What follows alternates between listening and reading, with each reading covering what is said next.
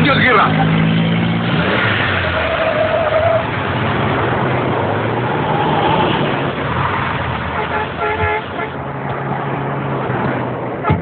Good morning sir. Very good morning. Mister Karthikeyan വണ്ടിയിലുണ്ട്. ഒന്ന് വിളിക്കടോ.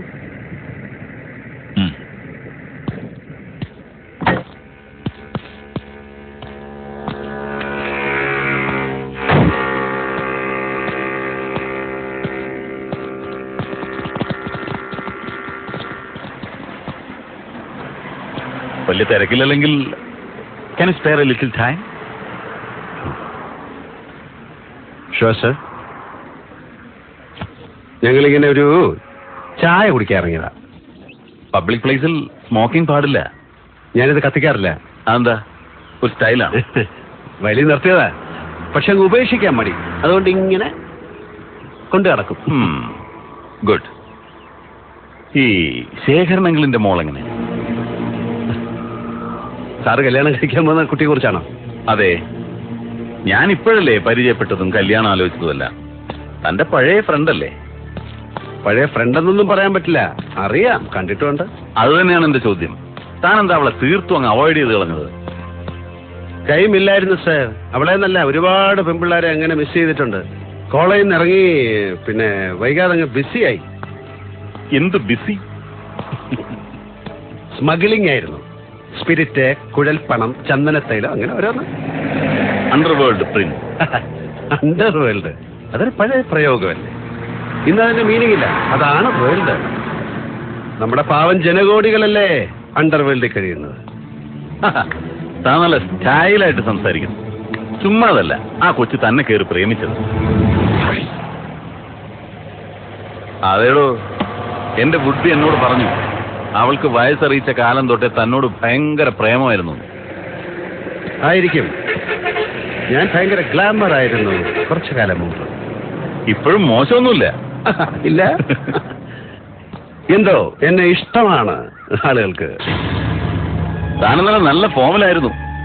തട്ടുന്നോ കഴിവേറ്റുന്നൊക്കെ വെച്ച് കീറുന്നത് കേട്ടു. ചുമ്മാ പറഞ്ഞതായിരിക്കും അല്ലേ തന്തപ്പടി കൈവിട്ട മുതൽ പിടിക്കാൻ? എന്നെ പറഞ്ഞല്ലോ ചിലത്. എനിക്ക് ഈ പറച്ചിൽ പണ്ടില്ലാത്ത സ്വഭാവമായിരുന്നു. ചെയ്താ ശീലം. എന്റെ ചെയ്ത്ത് കൂടിയപ്പം നാട്ടിൽ അക്രമവാസന കൂടുന്നു എന്നാണ് ചിലരുടെ കമന്റ്. കുട്ടികൾ വഴിതെറ്റുന്നു. അതുകൊണ്ട് ആദ്യം ഒരു റൗണ്ട് പറയും, പിന്നെ ചെയ്ത് കാണിക്കും. തനിക്ക് നല്ല ഇടി കൊണ്ട് ശീലമുണ്ട്. ഇടിയെന്ന് പറഞ്ഞാൽ കൊടുക്കുക, കൊള്ളുക, വീണ്ടും കൊടുക്കുക, ഗിവ് ആൻഡ് ടേക്ക്. അതാണ് അതിന്റെ ഒരു ലൈൻ. ഞാൻ തിരിച്ചാ.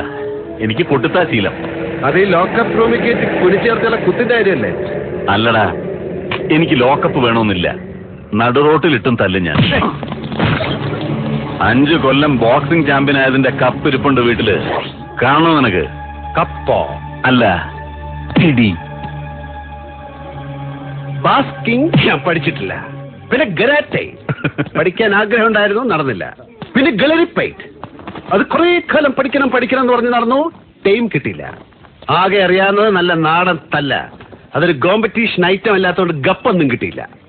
പിന്നെ ഞാൻ ഇടിച്ച് പല്ല് തെറിപ്പിച്ചിട്ടുണ്ട് ചിലരുടെ. അതൊക്കെ ഞാൻ വീട്ടിലൊരു ഹോർലിക്സ് കുപ്പിയിൽ സൂക്ഷിച്ചു വെച്ചിട്ടുണ്ട്. അല്ലടാ ഉണ്ണി, ഇത്രയും വരെ കുപ്പി. എന്നാ നമുക്ക് തുടങ്ങാം. അല്ല, ഈ റോഡിൽ വെച്ച് അതും സാറ് യൂണിഫോമില്. അത് വിട്.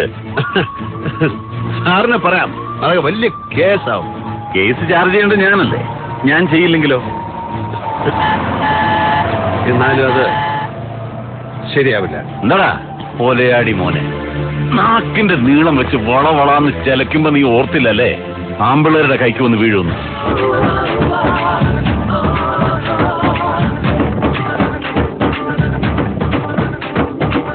ശ്രീനിവാസ, സവാരി ഗിരിഗിരി കയ്യട് മോനെ.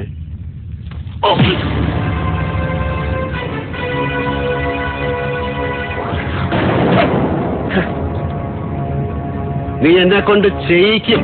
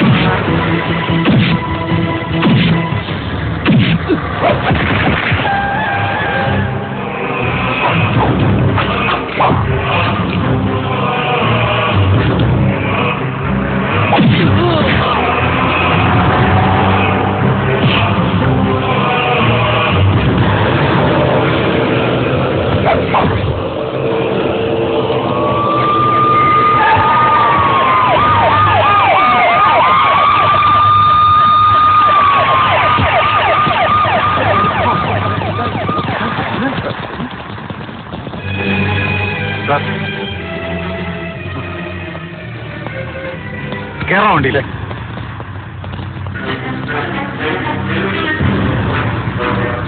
വണ്ടിയിൽ കേറും. അല്ലാതെ കയറിക്കോ. വഴിയെ പോയ അടി എരന്ന് വാങ്ങിയ നിങ്ങളുടെ ആഫീസർ കേസില്ല കേസാക്കില്ല എന്ന് പറഞ്ഞു തുടങ്ങിയ കളിയാ. ഇനി അവ കേസാക്കിയ ആചാര വെടിമുഴക്കി അവന്റെ ശവാടക്കം കൊണ്ടാടേണ്ടി വരും നിങ്ങൾ സഹപ്രവർത്തകർക്ക്. സവാരി ഗിരിഗിരി അളിയാ, ഞാൻ അവരോടൊപ്പം നീ ഒരു ചായ കുടിച്ചിട്ടാ.